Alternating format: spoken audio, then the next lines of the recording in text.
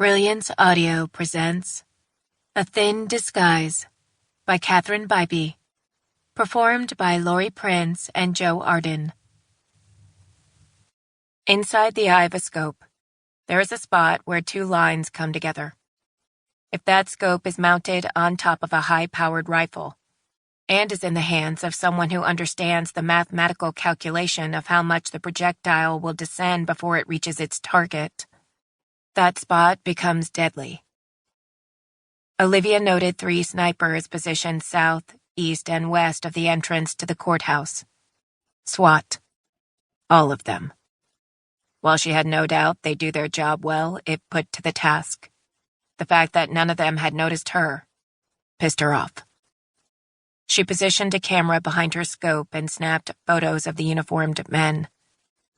Once she was satisfied with what she had, she wrapped up her location and moved to the next. It took 10 minutes to change her appearance, and 10 more to get in position. The familiar thump of her heart pounded blood up to her brain. The first time she'd ever squeezed the trigger, she'd pictured a video of red blood cells pushing through veins.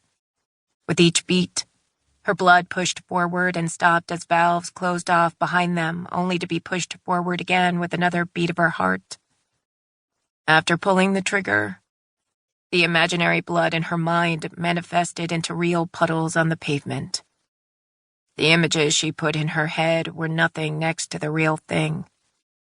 Nothing had prepared her for what followed. Not one of the classes she'd been forced to take at Richter equipped her for what she needed to survive. And yet here she was, heart still beating, soul still bleeding. She refocused on her position and searched. "Don't disappoint me," she muttered as her scope scanned the places she would have used. Her lens narrowed in and found one solo player. From the outside, it appeared as if the back door to the courthouse would not be in use, although Olivia's sources said it would. So instead of moving to the front of the building, she flattened herself on her hidden perch and waited. A buzz on her watch told her the time had come. Leo diverted his attention from the couple that had walked into the restaurant and toward the woman he'd just bumped into. Dishwater blonde with mysterious eyes and full pink lips. Beautiful.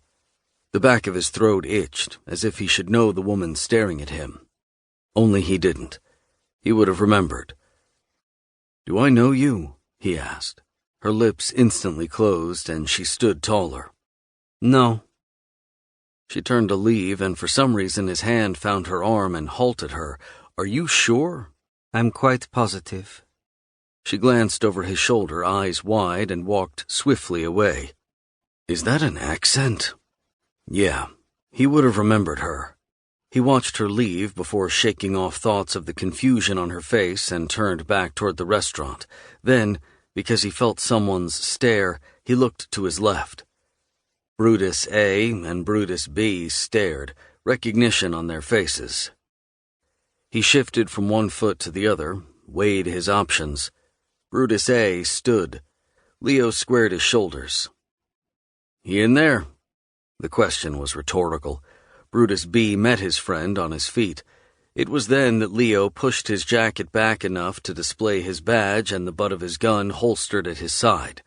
They didn't flinch, and they didn't sit down. They knew who he was. "I'll just look," Leo said as he moved into the restaurant. Navi Sobel's bodyguards, right at his back, he marched in.